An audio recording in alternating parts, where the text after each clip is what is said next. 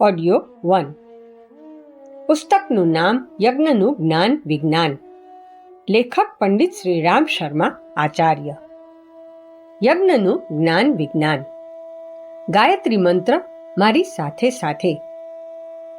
ઓમ ભૂર્ભુવઃ સ્વાહા તત્સવિતુર્વરેણ્યં ભર્ગો દેવસ્ય ધીમહિ ધિયો યો નઃ પ્રચોદયાત. જ્ઞાન અને કર્મના વિસ્તારનું શિક્ષણ. મિત્રો, આપે વ્યાખ્યાન સાંભળ્યા હોય કે ન સાંભળ્યા હોય, પરંતુ જો આપ ભગવાનની પૂજા કરો છો તો તેની પાસેથી તમે 2 શિક્ષણ જરૂર સાંભળી લો. તેઓ અમોને અને તમોને જે 2 શિક્ષણ ઉપદેશ આપે છે તે એક-એકથી ચડિયાતા અને પ્રભાવી છે. એક તો આપે વિચારશીલ બનવું જોઈએ, જ્ઞાની થવું જોઈએ અને આપે ક્રિયાશીલ બનવું જોઈએ. જ્ઞાન યોગી પણ બનવું જોઈએ અને આપે કર્મયોગી પણ બનવું જોઈએ. જો આ જ્ઞાન આપ યજ્ઞ પાસેથી શીખો છો તો યજ્ઞનું પૂજન કરવું, યજ્ઞને ભગવાન સમજવા, યજ્ઞમાં આહુતિ આપવાનું સાર્થક બની જાય છે. આ બાબતો 2 શિક્ષણ સુધી જ મર્યાદિત નથી રહેતી. ભગવાન શીખવાડે છે અને આપ શીખો છો. ના બેટા, એ સાર્વજનિક, સાર્વજનીન અને સાર્વભૌમિક શિક્ષણ ઉપદેશ છે.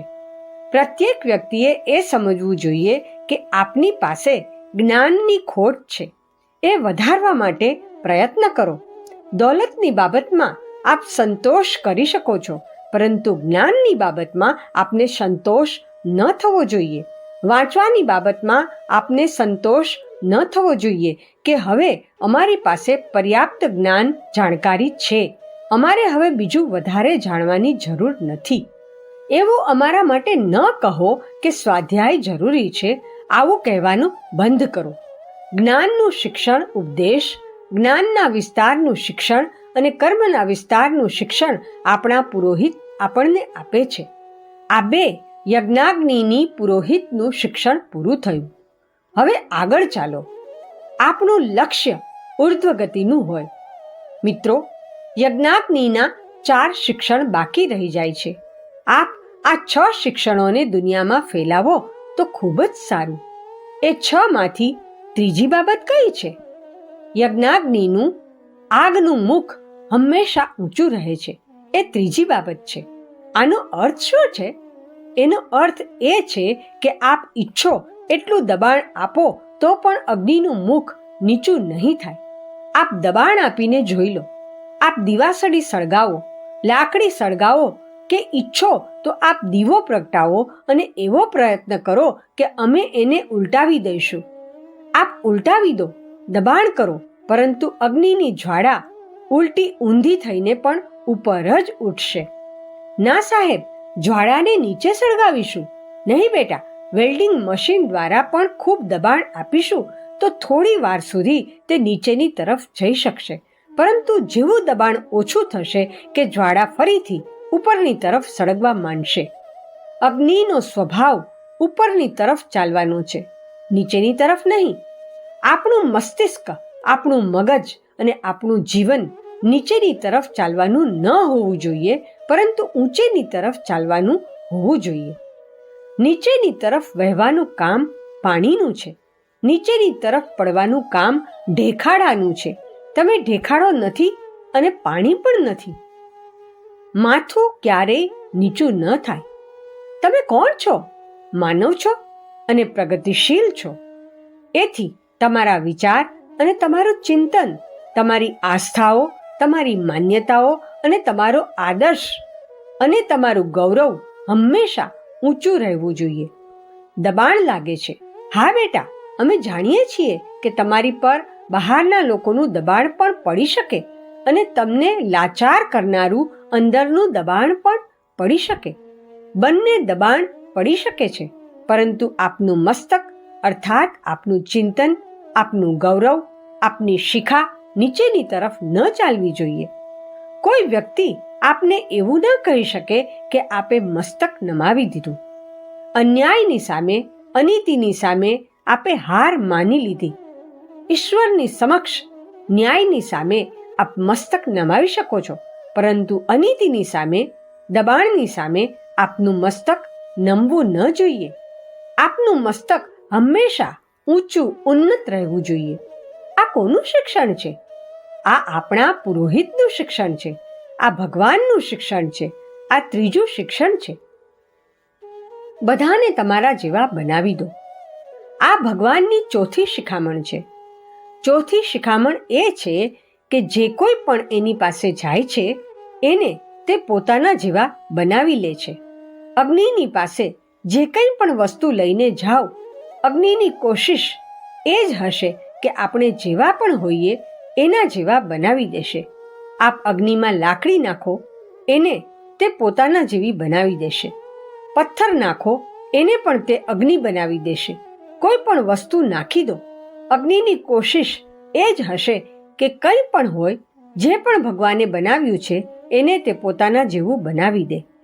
મિત્રો, આપણી પણ એવી કોશિશ હોવી જોઈએ કે જેવી રીતે આપણે શાનદાર પ્રભાવી છીએ એવી રીતે બીજાઓને પણ શાનદાર પ્રભાવી બનાવવાની કોશિશ કરીએ. કૃણવંતો વિશ્વમાર્યમ. વિશ્વને, સમગ્ર સંસારને શ્રેષ્ઠ બનાવવા માટે આપણા પ્રયત્નો હોવા જોઈએ. આપણે સારા છીએ એ જ પૂરતું નથી. આપણા પડોશીઓ પણ સારા હોવા જોઈએ. આપણે જ્ઞાની છીએ એટલું જ પૂરતું નથી. આપણા પડોશીઓ પણ આપણા જેવા જ્ઞાની હોવા જોઈએ. આપણે શક્તિશાળી છીએ, સારું છે, પણ એટલું પૂરતું નથી. આપણા પડોશી પણ, આપણા કુટુંબીઓ અને સંબંધીઓ પણ શક્તિશાળી હોવા જોઈએ. આપણા તમામ વિચારો એવા જ હોય. આપણે એકલા નહીં, પરંતુ આપણા સમગ્ર સમૂહ, સમગ્ર સમાજને લઈને આગળ વધીએ. આ કોની રીત છે? આ અગ્નિની રીત છે. અગ્નિ ક્ષણમાં કોઈને પણ પોતાના જેવા બનાવી લે છે. લાકડાને પોતાના જેવું બનાવી દે છે. સડી ગયેલા છાપરાને પોતાના જેવું બનાવી દે છે. હોળીના દિવસોમાં કૂડો કચરો હોય છે, એમાં આગ લગાવી દઈએ છીએ. તે અગ્નિના રૂપમાં બળી જાય છે. અને ચિતામાં મરી ગયેલો માણસ પણ આગ રૂપે બળવા માંડે છે. કેમ સાહેબ? મરી ગયેલો માણસ પણ? હા, મરી ગયેલો માણસ પણ અગ્નિ બની જાય છે. કારણ કે એ અગ્નિની, આપણા પુરોહિતની વિશેષતા છે કે તે બીજાને પણ પોતાના જેવા બનાવી લે છે. સમાન ધર્મી બનાવી લો. મિત્રો, આપણે બીજા જેવા બનવા કરતા તેઓને આપણા જેવા બનાવવાનો આપણો પ્રયત્ન રહેવો જોઈએ. બીજાઓના જેવા ન બનો. અગ્નિ લાકડું નથી બનતો. અગ્નિ પથ્થર નથી બનતો. અગ્નિ ગંદી વસ્તુ નથી બનતો. પરંતુ એ બધાને પોતાના જેવા બનાવી દે છે. બીજાના દબાણમાં કે પ્રભાવ હેઠળ આવીને આપ બીજાઓ જેવા બનવાનો પ્રયત્ન ન કરો, પરંતુ આપ એવો પ્રયત્ન કરો કે આપનું અસ્તિત્વ, આપનું વ્યક્તિત્વ, આપનું ચિત્ર અને આપના સિદ્ધાંતો ઉજ્જવળ હોવા જોઈએ અને આપની અંદર એટલી ક્ષમતા હોવી જોઈએ કે બીજાને આપના જેવા બનાવી લેવા માટે સમર્થ બની શકો. આ આપની વિશેષતા છે. કઈ? ચોથા ક્રમની સમાન બનાવનારી વિશેષતા. અગ્નિ પાસેથી અપરિગ્રહ શીખો. સાથીઓ, હજુ વધુ 2 વિશેષતાઓ છે. એ બંને એકબીજાને મળતી છે. એને આપ 5મી કહી શકો છો. 6ઠ્ઠી કહેવામાં પણ કોઈ વાંધો ઉઠાવી શકે એવું નથી, પરંતુ આપ 5મી કહો. અમે ગાયત્રીની પંચમુખી ઉપાસના શીખવીએ છીએ, તો આપ એને પંચમુખ પણ કહી શકો છો. 5મી ઉપાસના કઈ છે? એનું નામ છે અપરિગ્રહ. અપરિગ્રહની સાથે એક વધુ બાબત જોડાયેલી છે, એટલા માટે એને 2 પણ કહી શકીએ. એનો અર્થ છે વિતરણ. કેમ સાહેબ, આપે 2 કેમ કહ્યું અને 1 શા માટે ન કહ્યું? બેટા, મેં એટલા માટે કહ્યું કે અપરિગ્રહનું લક્ષણ એ નથી કે આપણે ઉત્પાદન ન કરીએ. ઉત્પાદન જ ન કરવું, આળસુની જેમ બેસવું, એવો અપરિગ્રહનો અર્થ નથી થતો. આપણે અપરિગ્રહી છીએ તો શું કરીએ છીએ? અમે તો સાહેબ બેઠા રહીએ છીએ. અમારી પાસે કશું જ નથી. નહીં બેટા, અપરિગ્રહનો અર્થ એ નથી. અપરિગ્રહનો અર્થ એ છે કે આપ કમાવ તો ખૂબ, 100 હાથોએ કમાવો, પરંતુ 1000 હાથોએ વહેંચી દો. જમા ન કરો. આપની કમાવાની શક્તિની હું પ્રશંસા કરું છું અને કહું છું કે આપની ક્ષમતા અને યોગ્યતા ખૂબ ખૂબ કમાવાની હોવી જોઈએ, પરંતુ હું એ પણ કહું છું કે આપ એકલા જ બધું ન ખાઓ. જ્યારે આપ એકલા જ ખાઓ છો ત્યારે મુશ્કેલી ઊભી થાય છે, ત્યારે આપ સ્વાર્થી બની જાઓ છો. જે વ્યક્તિ કે વર્ગ ક્ષમતા ધરાવે છે અને તે પોતાની સમગ્ર કમાણી ખાતો રહે તો અમે પૂછીશું કે જે પછાત છે, જે ગરીબ છે, અપંગ છે, જે પતિત છે, એમનું શું થશે? એમનો ભાગ ક્યાંથી આવશે? સંગ્રહ કરવો પાપ છે. મિત્રો, આપે આપનામાંથી કપાત કરવી પડશે, પછી તે સરકારી ટેક્સ રૂપે ચૂકવો કે ધર્મ પરંપરાના નામે દાન કરીને કપાત કરો, અથવા અધ્યાત્મના સિદ્ધાંત અનુસાર અપરિગ્રહી બની જાઓ. આપણે ત્યાં શાસ્ત્રોમાં મનુષ્ય જાતિ માટે 5 પાપ અને 5 પુણ્ય દર્શાવવામાં આવ્યા છે. આ 5 પુણ્ય ક્યાં ક્યાં છે? અહિંસા, સત્ય, અસ્તેય, બ્રહ્મચર્ય અને અપરિગ્રહ. આ 5 પુણ્ય છે. છઠ્ઠું કંઈ જ નથી અને 5 જ પાપ છે દુનિયામાં. આને ઉલટાવી નાખો, તે પાપ છે. એ સમગ્ર પાપ અને પુણ્યોની વ્યાખ્યા તો હું અહીં નથી કરતો, પરંતુ જે યજ્ઞાગ્નિ સાથે સંબંધ ધરાવે છે એ પુણ્યની વાત કહું છું. એનું નામ છે અપરિગ્રહ.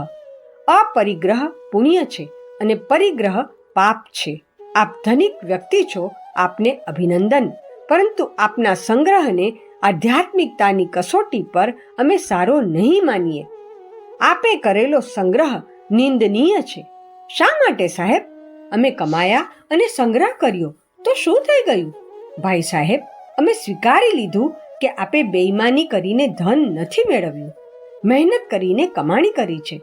પરંતુ હું કહું છું કે ભગવાને આપને એટલું સામર્થ્ય આપ્યું કે આપ આટલું કમાયા, પરંતુ એ ભગવાને એવું હૃદય આપને કેમ નથી આપ્યું જેનાથી પડોશીઓનું દુઃખ જોઈને આપની આંખોમાં આંસુ આવી જાય?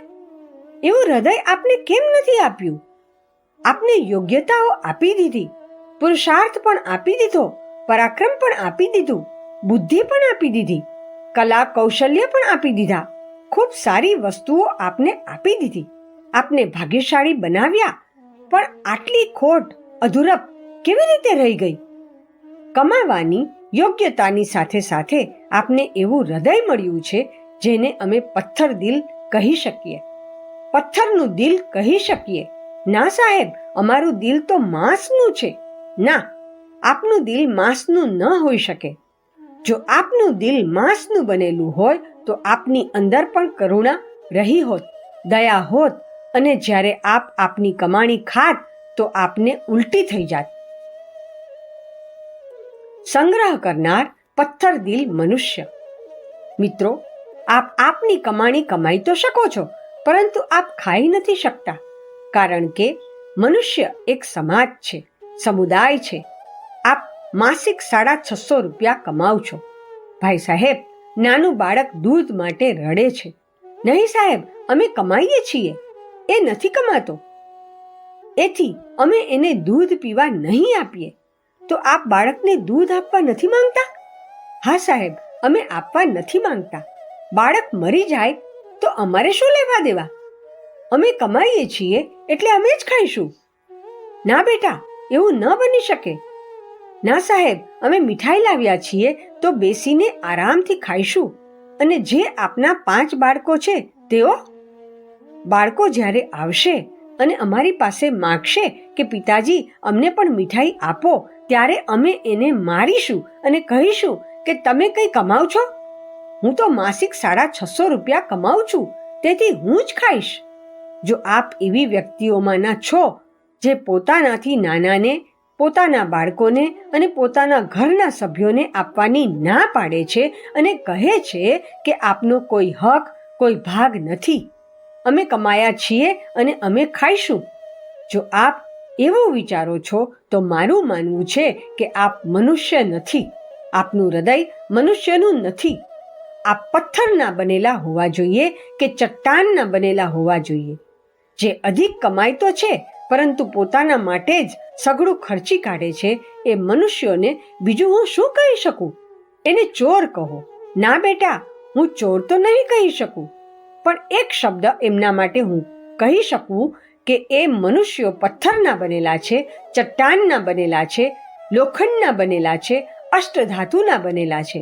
ભગવાને એમનું હૃદય એવું બનાવ્યું છે જેમાં નથી ક્યાંય દયા, નથી ધર્મ, નથી કોઈ ઈમાન, નથી ભગવાન.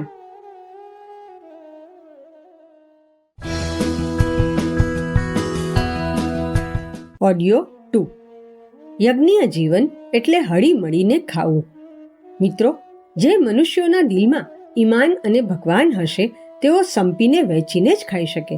એમને બીજાઓની કઠણાઈઓનો ખ્યાલ હોય છે. તેઓ 4 આંખોથી જોતા રહે છે કે આપણો પછાત સમાજ, આપણો દુખિયારો સમાજ, આપણો અવિકસિત સમાજ જો દુઃખી છે તો આપણે કેવી રીતે જીવવું જોઈએ? આપણે સાધારણ ભારતીય, મધ્યમ વર્ગીય ભારતીય જેવું જીવન વ્યતીત કરવું જોઈએ. સામાન્ય ભારતીય જે પ્રમાણે જીવન પસાર કરે છે તે રીતે આપણો ખર્ચ પણ થવો જોઈએ. આવક જે કંઈ પણ હોય, બાકી જે વધશે એનું શું કરીશું? જમા કરીશું? ના બેટા, સંગ્રહ ના કરીશ. શું કરીશ?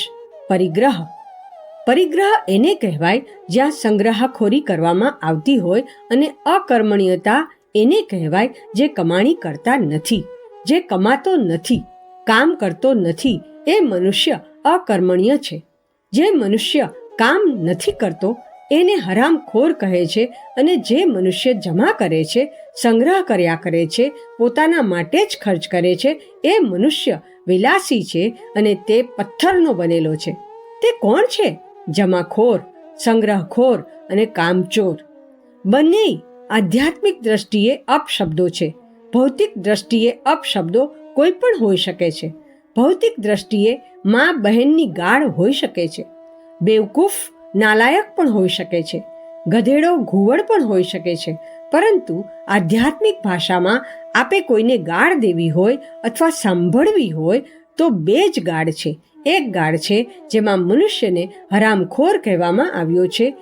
એવી વ્યક્તિ, એવો મનુષ્ય જે મહેનત મજૂરી નથી કરતો, કમાતો નથી. બીજી ગાળ છે જેને અમે સંગ્રહખોર, જમાખોર કહીએ છીએ. સંગ્રહખોરનો અર્થ એવો થઈ શકે કે કાં તો જમા કરતો રહે, સંગ્રહ કરતો રહે અને જરૂર કરતાં વધારે પોતાના માટે વાપરતો રહે. વિતરણ એક મહત્વપૂર્ણ શિક્ષણ. મિત્રો, આપણા પુરોહિત આપણને 2 બાબતો શીખવાડે છે. આપણા પુરોહિત સંગ્રહ નથી કરતા. જે કંઈ પણ એની પાસે આવે છે તે જમા નથી કરતા. આપે હવન કર્યો હતો? હા સાહેબ, હવન કર્યો હતો. અમે કહ્યું, યજ્ઞ ભગવાન, બતાવો આપે શું શું જમા કર્યું છે. સવારે અમે 1 કિલો ઘી હોમી દીધું હતું. તે તો આપે આપની પાસે ડબ્બીમાં સંગ્રહ કરીને રાખ્યું હશે. ના, જોઈ લો ભાઈ સાહેબ, અમારી પાસે કશું નથી. આપ તલાશી લઈ લો. નહીં સાહેબ, આપે બેંકમાં જમા કરેલું છે અને આપની પાસે સોનું છે જેને આપે જમીનમાં દાટીને રાખ્યું છે. ભાઈ સાહેબ, અમારી પાસે કશું નથી. આપ શોધ કરી શકો છો. આ કોણ કહે છે? યજ્ઞ કહે છે. પછી અમે એમ પૂછીએ છીએ કે સવારથી સેંકડો મનુષ્યો આપનો હવન કરી રહ્યા હતા. કોઈ મીઠાઈ ખવડાવતું હતું, કોઈ કેળા ખવડાવતું હતું, કોઈ સામગ્રી ખવડાવતું હતું. બધી જગ્યાએથી ઢગલા બંધ કમાણી થઈ રહી હતી. એનું શું થયું? યજ્ઞ ભગવાન કહે છે કે અમે એને વહેંચી દઈએ છીએ. જેમ જેમ આવ્યું તેમ તેમ તેને અમે તરત જ વહેંચી દીધું. આપે આહુતિ આપી અને અમે તરત જ હવામાં ફેલાવી દીધી. આપે અમારી અંદર સાકર નાખી અને અમે એને તરત જ હવામાં ફેલાવી દીધી. આપે અમારી અંદર સુવાસિત પદાર્થો નાખ્યા અને અમે તરત જ વિખેરી દીધા. જમા નથી કર્યા, સંગ્રહ નથી કર્યો. આપ તપાસ કરી લો. ભસ્માતમ શરીરમ. આપ જોઈ લો, અમારી પાસે રાખ છે, એના સિવાય બીજું કશું જ નથી. ભગવાન આવ્યા કે નહીં આચરણમાં? મિત્રો, યજ્ઞીય જીવન આ પ્રકારનું હોવું જોઈએ. યજ્ઞીય જીવનની આ પરંપરા જો આપના વ્યક્તિગત જીવનમાં હોય તો હું આપને સંત કહીશ, અને ઋષિ કહીશ. આપ ભજન ઓછું કરો છો તો કરો, કોઈ મહત્વની બાબત નથી. ભજન પૂજન નથી કરતા તો બેટા હું આપની સાથે ભજન પૂજન વિશે ચર્ચા નથી કરતો. હું તો એ કહું છું કે વર્ક ઇઝ વર્શિપ, અર્થાત કામ એ જ પૂજા છે. આપને યાદ છે કે નહીં, હું મનુષ્યની પૂજાને માળાથી ગણવા નથી માંગતો, પરંતુ હું એ જોવા માંગુ છું કે ભગવાન આપના જીવનમાં આવી ગયા કે નહીં, આપના આચરણમાં વર્તનમાં આવી ગયા કે નહીં. આપના આચરણમાં જો ભગવાન નથી, આપના મનમાં જો ભગવાન નથી, ચિંતનમાં ભગવાન નથી, તો આપના માળાવાળા ભગવાન, પૂજાની ઓરડીમાં બેઠાલા ભગવાન અને બાજટ પર બેઠેલા ભગવાન શું કામના? હું નથી જાણતો કે એનો પણ કોઈ ઉપયોગ હશે કે કેમ. આવો ભગવાન કદાચ મન બહેલાવવાના કામમાં આવતો હોય, કારણ કે મનુષ્યની તબિયત બહેલાવવી એ પણ એક વાત છે. થાકેલો મનુષ્ય, હેરાન મનુષ્ય, ઘરથી પરેશાન મનુષ્ય કોઈ વખત નશો કરીને પણ પોતાના દુઃખ ભૂલી જાય છે. આપના આત્માને પણ દુઃખ ભૂલવા માટે કદાચ 3 માળા કરવાથી કામ ચાલી જાય, કે જેથી આપ આત્માની ભૂખ અને આત્માના અવાજને છેતરી શકો. એટલે શક્ય છે કે આપના 3 માળા જપ કરવાનું દુઃખ ભૂલવા માટે કોઈ કામમાં આવી શકતું હોય, પરંતુ વાસ્તવમાં એ કંઈ કામ આવતું નથી. આપના માળા જપ ત્યારે જ કામમાં આવશે, આપના ભજન ત્યારે જ કામમાં આવશે, અગ્નિહોત્ર પણ ત્યારે જ કામમાં આવશે જ્યારે યજ્ઞિહોત્રના તમામ સિદ્ધાંતોને કોઈને કોઈ રીતે પૂરેપૂરા નહીં તો થોડા ઓછા પણ આપના જીવનમાં સમાવાયેલા હોય. આપણા પુરોહિત આ 6 શિખામણ આપે છે. જો યજ્ઞ કરનાર પોતાના જીવનમાં આ 6 શિખામણોનો સ્વીકાર કરે અને યજ્ઞ કરાવનાર યજ્ઞના સિદ્ધાંત અને એના તત્વદર્શનનો ફેલાવો કરનાર આ સિદ્ધાંતોનો વિસ્તાર ફેલાવો કરવા માંડે, તો હું આપને કહું છું કે જેના આપણે સ્વપ્નો જોઈએ છીએ તે તમામ પરિસ્થિતિઓ દુનિયામાં પેદા થશે. યજ્ઞાગ્નિ આપણને સમાનતા તરફ લઈ જાય છે. મિત્રો, આ જ દેવત્વ છે. મનુષ્યની અંદર દેવત્વ પ્રગટાવવાનું અમારું સ્વપ્ન છે. જે અમે આપને કહી રહ્યા છીએ તે જ દેવત્વના લક્ષણ છે. સક્રિયતા દેવત્વનું લક્ષણ છે. મનુષ્યનું જ્ઞાની થવું દેવત્વનું લક્ષણ છે. મનુષ્યનું મસ્તક અને મગજ ઉર્ધ્વ રહે એ દેવત્વના લક્ષણ છે. જ્ઞાની મનુષ્યોને પોતાના જેવા બનાવવા એ દેવત્વનું લક્ષણ છે. સમાનતાના સિદ્ધાંતોને ગ્રહણ કરવાની બાબત દેવત્વના લક્ષણો છે. આપ સમજતા નથી કે જાતિના આધારે, લિંગના આધારે, ધનના આધારે જે અસમાનતા ફેલાયેલી છે એ કેટલીય ખરાબીઓની જડ છે. લિંગના આધારે અસમાનતા એ કે આ સ્ત્રી છે અને આ પુરુષ છે, મૂછ છે તો પુરુષ છે અને નથી તો સ્ત્રી છે. તો બેટા અમે શું કરી શકીએ? આપનામાંથી ઘણા પુરુષોને મૂછ નથી, અમે પણ સ્ત્રી છીએ, તો બેટા એથી આપનો શું અર્થ? મતલબ છે પુરુષ પુરુષ સરખા હોય છે, તેથી તેમના અધિકારો પણ એક સરખા હોવા જોઈએ. પુરુષ પુરુષના હુકમ, એમની મર્યાદા અને પરાક્રમો પણ એક સરખા હોવા જોઈએ. મિત્રો, આ શું છે? અગ્નિનું યજ્ઞનું શિક્ષણ શિખામણ છે. અગ્નિ સામ્યવાદી છે અને આ બધા સામ્યવાદીઓ કમ્યુનિસ્ટ છે. નહીં સાહેબ, કમ્યુનિસ્ટ નથી, અધ્યાત્મવાદી છે. ચાલો, મેં એમ પણ માની લીધું કે સમાનતાની બાબતમાં અધ્યાત્મવાદી અને કમ્યુનિસ્ટમાં કોઈ ખાસ ફરક નથી. ત્યાં પણ આ કહે છે આત્મવત સર્વભૂતેષુ. બધાને તમારા જેવા માનીને ચાલો. પ્રત્યેક મનુષ્યને પોતાની કક્ષાનો બરાબરીનો દરજ્જો આપો. બેટા, આ સમાનતાનો સિદ્ધાંત છે. પછી ભલે સમાનતા આધ્યાત્મિક હોય કે ભૌતિક, સામ્યવાદીઓની સમાનતા હોય કે અધ્યાત્મવાદીઓની સમાનતા હોય, બંને પ્રકારની સમાનતા જ્યાં આપણા યજ્ઞાગ્નિ આપણને લઈ જાય છે ત્યાં જ લઈ જાય છે. જાતિવાર અલગતા, લિંગવાર અલગતા, ધનગત ભિન્નતા, ઊંચ નીચની ભાવનાઓ જ્યાં આવે છે ત્યાં અધ્યાત્મ મનાઈ ફરમાવે છે અને આપણા પુરોહિત નિષિદ્ધ ગણાવે છે. આ માન્યતામાં સચ્ચાઈ નથી, અવાસ્તવિકતા છે. અશ્રદ્ધાવાળી આ માન્યતાઓ આધ્યાત્મિક ન હોઈ શકે. આ છે યજ્ઞનો જ્ઞાન પક્ષ. મિત્રો, વ્યક્તિનું અને સમગ્ર સમાજનું નિર્માણ કરવા માટે આપણને આ 6 સિદ્ધાંતોની આવશ્યકતા છે, જેની મેં આપ સમક્ષ રજૂઆત કરી. યજ્ઞની આ કઈ બાજુ છે? કયો પક્ષ છે? જ્ઞાન પક્ષ. જો આપ જ્ઞાન પક્ષનો ફેલાવો કરી શકો તો નવી વ્યક્તિનું ઘડતર કરવા માટે, મનુષ્યની અંદર રહેલા દેવત્વને જાગૃત કરવામાં અને નવા સમાજનું નિર્માણ કરવામાં આપણને પૂરેપૂરી સફળતા મળી શકે. જો આ 6 જ વસ્તુ પદાર્થ દુનિયા સમક્ષ આવી જાય તો મનુષ્યમાં દેવત્વ ઉત્પન્ન કરતા વાર નહીં લાગે. આ 5 અધ્યાયવાળી સત્યનારાયણની કથા છે. ગુરુજી, હમણાં તો આ 5 કહી રહ્યા હતા. બેટા, 5 કહે કે 6, વાત એક જ છે. પરિગ્રહ અને વિતરણ. અપરિગ્રહ અને વિતરણ બંને જોડાયેલા છે. ના સાહેબ, તે 2 છે. બેટા, 2 માની લે, 6 માની લે. આપની સાથે કોણ ઝઘડે? બસ વાત પૂરી થાય છે.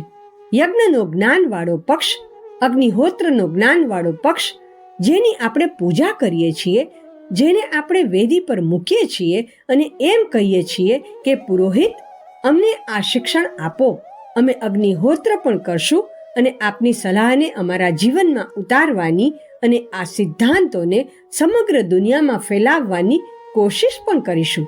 આ જ આપણા અગ્નિહોત્રનો આધ્યાત્મિક ઉદ્દેશ છે. પ્રદૂષણ નિવારણ વાળો વિજ્ઞાન પક્ષ. હવે આપ એનો વિજ્ઞાન પક્ષ સાંભળી શકો છો. કોનો? યજ્ઞનો, જેનો અમે પ્રચાર કરવાના છીએ અને જેના માટે 24 લાખ પુરસ્ચરણ કરવા માટે આપને મોકલવાના છીએ. દરેક જગ્યાએ આપને યજ્ઞ કરવાનો અને કરાવવાનો મોકો મળશે અને આપ વ્યાખ્યાન આપશો ત્યારે જનતા આપને પૂછશે કે આપ હવન શા માટે કરાવો છો? હવનથી શું લાભ થઈ શકે છે? જ્ઞાન પક્ષના નામે હું જે બાબતો તમારી સમક્ષ કહું છું તે આપ લોકોને બતાવી શકો છો. હવે યજ્ઞનો એક બીજો પક્ષ શરૂ થાય છે. યજ્ઞનો અગ્નિહોત્રનો વિજ્ઞાન પક્ષ શું છે? બેટા, યજ્ઞનો વિજ્ઞાન પક્ષ એ છે કે આપણે આ સંસારમાં ગંદકી ફેલાવી રહ્યા છીએ. આપ ધારો કે આ સંસાર એક સારું તળાવ છે. આ તળાવમાં આપનું શું કામ છે? જે દિવસે આપણો જન્મ થયો ત્યારથી જ આપણે ગંદકી ફેલાવી રહ્યા છીએ. કેવી ગંદકી ફેલાવીએ છીએ? આપણા શરીરમાં જેટલા પણ છિદ્ર છે તે બધા ગંદકી બહાર ફેંકે છે. આપણા મોંમાંથી થૂક નીકળે છે, નાકમાંથી જે શ્વાસ નીકળે છે તે આપ જાણી લો, એમાં ગંદી ખરાબ હવા હોય છે. આપણે ઓક્સિજન લીધા કરીએ છીએ અને આપણું નાક એટલી જ ખરાબ હવા બહાર કાઢતું રહે છે. આપણા મોંમાંથી બદબુ નીકળે છે અને કફ પણ નીકળ્યા કરે છે, લાળ નીકળે છે અને પાણી પણ નીકળે છે. નીચેના ભાગો તો સતત ગંદવાડ ફેલાવ્યા કરે છે. એક કાણું મળ બહાર કાઢ્યા કરે છે અને એક પેશાબ બહાર કાઢ્યા કરે છે. બીજા છિદ્રો પરસેવાની દુર્ગંધ ફેલાવે છે. આપણા શરીરમાં ઢગલા બંધ છિદ્રો છે જે બધા જ દુર્ગંધ ફેલાવે છે. મનુષ્ય શું કાઢે છે? દુર્ગંધ. મનુષ્ય શું છે? દુર્ગંધ. એટલા માટે તે કમ ભાગીને વારંવાર સ્નાન કરાવવું પડે છે. ક્યારેક તેલ ચોપડવું પડે છે, ક્યારેક પાવડર ચોપડવો પડે છે, ક્યારેક અત્તર ચોપડવું પડે છે.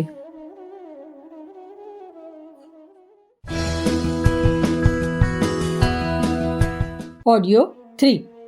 દુર્ગંધ ફેલાવે છે મનુષ્ય. મિત્રો, આ દુર્ગંધનો ભંડાર છે. ક્યાંક એવું ના બને કે એની વાસ્તવિકતાની જાણ થઈ જાય એટલા માટે ઉપર લીપણ કર્યા કરે છે. ગંદી જગ્યા પર ફિનાઇલ નાખ્યા કરે છે, જેની ગંધથી દુર્ગંધ દબાઈ જાય છે. ફિનાઇલ નાખવાનું આ જ કારણ છે. હા સાહેબ, આ જ કારણ છે. અને બેટા, આ જે સેન્ટ લગાવ્યા કરે છે એ શા માટે લગાવે છે? એટલા માટે કે આ શરીરમાંથી 24 કલાક જે દુર્ગંધ નીકળ્યા કરે છે એને કોઈ રીતે દબાવી છુપાવી દઈએ કે જેથી બીજા લોકોને ખબર ન પડે. શ્વાસમાંથી દુર્ગંધ આવે છે તેથી પાન ખાઈએ છીએ, ઇલાયચી ચાવીએ છીએ, બીજી ઘણી ચીજો ચાવતા રહીએ છીએ કારણ કે મોંમાંથી દુર્ગંધ નીકળી રહી છે જેને કોઈ પણ રીતે રોકવામાં આવે. સારું, હવે હું સમજી ગયો. 24 કલાક દુર્ગંધ ઓકતો માણસ સમગ્ર વાતાવરણમાં કેટલી ગંદકી ફેલાવતો હશે. આપ બેસીને શાંતિથી ક્યારેક હિસાબ માંડો અને ગણિતના હિસાબથી જુઓ તો પ્રતિ પળ મનુષ્ય તમામ છિદ્રો દ્વારા, જેમાં પરસેવાના છિદ્રોનો પણ સમાવેશ કરવામાં આવ્યો છે, તેમાંથી કેટલી બધી દુર્ગંધ નીકળે છે અને મનુષ્ય આખી જિંદગીમાં કેટલી બધી દુર્ગંધ ફેલાવે છે. યજ્ઞ એક રીતે સ્વચ્છતા કર છે. મિત્રો, આપના શરીરમાંથી 24 કલાક દુર્ગંધ ફેલાતી રહે છે. આપ એના માટે સ્વચ્છતા કર ચૂકવો. સ્વચ્છતા કર જરૂરી છે? હા ભાઈ સાહેબ, સ્વચ્છતા કર આવશ્યક છે. જો આપ સ્વચ્છતા કર નહીં ચૂકવો તો જકાત નાકાવાળા આપની ધરપકડ કરશે, સમાજ આપની નિંદા કરશે અને આપ આધ્યાત્મિક દ્રષ્ટિએ પણ ગુનેગાર સાબિત થશો. તેથી આપ કર ચૂકવો, જેથી જે હવામાંથી આપે સ્વચ્છ હવા લઈને દૂષિત હવા પેદા કરી દીધી છે, એના સ્થાને એનું કર જ ચૂકવવા, સમતોલન જાળવવા માટે આપે કર ચૂકવી દેવાનું જરૂરી છે. આ શું છે? આ વિજ્ઞાન છે. ગંદકી દુર્ગંધને દૂર કરવા માટે સુગંધ ફેલાવવી એ શું છે? એ આપણી ફરજ છે અને આપણું નાગરિક તરીકેનું કર્તવ્ય છે. જેથી સમાજમાંથી જ્યારે આપણે વિદાય લઈએ તો આપણું બેલેન્સ બરાબર થઈ જાય. દુર્ગંધ કેટલી ફેલાવી? 100 મણ. 100 મણ સુગંધ તો આપણે નહીં ફેલાવી શકીએ, તો પણ ચાલો 9 મણ તો ફેલાવો. ધર્મ તો છે કે આપણે સુગંધ ફેલાવવી છે. આમાં વધુ દુર્ગંધથી, ગંદકીથી જે નુકસાન થાય છે એને પણ પૂર્ણ કરવાનું છે. આ જરૂરી છે, ફરજિયાત છે. એટલા માટે આપણે ત્યાં સૂચવવામાં આવ્યું છે કે દરેક વ્યક્તિ માટે યજ્ઞ એક દૈનિક કાર્ય છે. કારણ કે મનુષ્ય ગંદકી રોજ ફેલાવે છે, એટલા માટે સુગંધ માટે પણ રોજ પ્રયત્ન કરવો જોઈએ. આ વાયુ સંશોધનનું 1 નંબરનું કામ થયું. આને લીધે વિજ્ઞાનની દ્રષ્ટિએ આપણા માટે એ જરૂરી છે કે જો આપ હવન નહીં કરો, વાયુને સ્વચ્છ નહીં કરો, તો આપ જોજો હવામાં પ્રદૂષણની ફરિયાદ રોજે રોજ વધતી જશે. યંત્રો ગંદકી ફેલાવે છે, કારખાના ગંદકી ફેલાવે છે. તે તો ફેલાય છે જ છે, પરંતુ આટલા મનુષ્યો દ્વારા, 400 કરોડ મનુષ્યો દ્વારા કેટલી ગંદકી ફેલાય છે. જો આપે હિસાબ માંડ્યો હોત તો આપને સમજાઈ જાત. હું માનું છું કે કારખાના ગંદકી ફેલાવે છે, પરંતુ મનુષ્યો પણ ખૂબ ગંદકી ફેલાવે છે. મનુષ્યો દ્વારા ગંદકી ફેલાવવાનું નિરાકરણ કરવું એ આપણું નાગરિક કર્તવ્ય છે, સામાજિક કર્તવ્ય છે અને આપણું નૈતિક કર્તવ્ય છે. અર્થાત યજ્ઞ આપણું નૈતિક કર્તવ્ય છે. આજની વાત સમાપ્ત. ઓમ શાંતિ. યજ્ઞ અને ભારતીય સંસ્કૃતિ. યજ્ઞ ભારતીય સંસ્કૃતિનું અવિચ્છિન્ન અંગ છે. તેનું પ્રત્યક્ષ પ્રતીક અગ્નિહોત્ર આપણી પ્રત્યેક પરંપરા સાથે જોડાયેલું છે. તેને સાથે લઈને જ આપણા સઘળા શુભ કર્મો કરવામાં આવે છે. હિન્દુ જીવન જન્મથી માંડીને મૃત્યુ સુધી 16 વખત સંસ્કારિત કરવામાં આવે છે. સંસ્કારોની સ્થાપનાના આ વિધાનને ષોડશ સંસ્કાર કહે છે. પુંસવન, નામકરણ, અન્નપ્રાશન, મુંડન, વિદ્યારંભ, ઉપનયન, લગ્ન, વાનપ્રસ્થ વગેરેને સંસ્કાર કહેવામાં આવે છે. આ બધા ધર્મ કાર્યોનો પ્રાણ અગ્નિહોત્ર છે. તેના વિના આમાંનું કોઈ પણ કાર્ય સંપન્ન થતું નથી. લગ્નમાં તો અગ્નિહોત્રની પરિક્રમા કરવાને ફેરા ફરવા કહે છે અને તેને જ લગ્ન બંધનની મુખ્ય પ્રક્રિયા સમજવામાં આવે છે. કહેવાય છે કે જેવી રીતે વેલ્ડિંગ કરીને લોઢાના 2 ટુકડાઓને જોડી દેવામાં આવે છે, તેવી રીતે 2 આત્માઓને યજ્ઞાગ્નિ દ્વારા અતૂટ ગઠબંધનમાં બાંધી દેવામાં આવે છે. ભારતીય જીવન યજ્ઞીય આદર્શો સાથે શરૂ થાય છે અને તેનો અંત યજ્ઞાગ્નિમાં થાય છે. આજે તો ચિતા સળગાવીને આમ જ અસ્તવ્યસ્ત રીતે મરદાને બાળી નાખવામાં આવે છે, પરંતુ વાસ્તવમાં આ યજ્ઞ સંસ્કાર છે, જેમાં જીવનના આદિ અને મધ્ય જ નહીં, અંત પણ યજ્ઞ દેવતાના પાલવમાં જ પૂર્ણ થાય છે. પર્વ તહેવારોનું આજે ગમે તે રૂપ બની ગયું હોય, પ્રાચીન કાળમાં આમાંનો પ્રત્યેક સમારોહ સામૂહિક યજ્ઞ આયોજન સાથે જ સંપન્ન થતો હતો. આજે પણ હોળીનો તહેવાર એ જ રૂઢિ અનુસાર ઉજવવામાં આવે છે. નવી ફસલનું નવું અનાજ તૈયાર થતાં તેનો પ્રથમ ઉપયોગ યજ્ઞમાં, લોક મંગલમાં, પરમાર્થમાં થવો જોઈએ. એ ભાવનાને વ્યાવહારિક રૂપ આપવા માટે હોલિકા યજ્ઞ કરવામાં આવતો હતો. હોલી નવાન્નને કહે છે. જે દેવ સૃષ્ટિમાં નવાન્ન હવન પ્રમુખ હોય તેને હોલી કહે છે.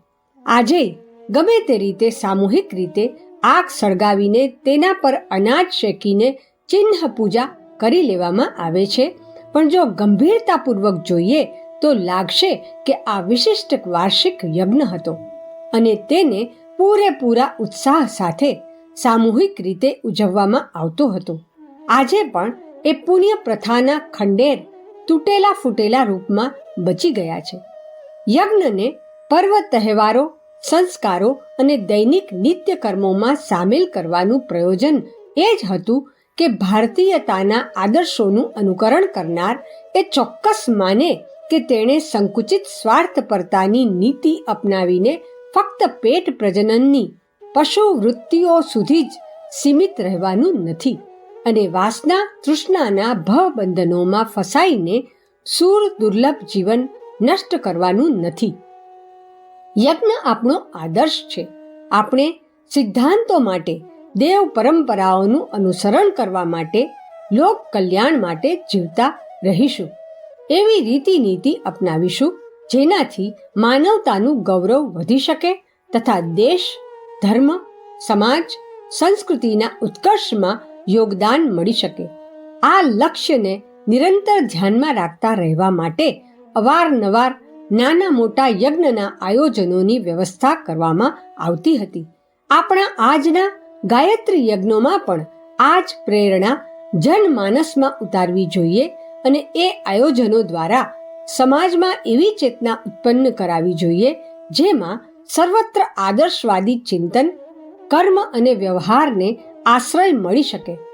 યજ્ઞ કરવામાં આવે અને તેમાં કોઈ પણ રીતે સામેલ થનાર વ્યક્તિ યજ્ઞીય જીવન જીવવાનો ઉત્સાહ મેળવી શકે એવું વાતાવરણ બનાવવામાં આવે.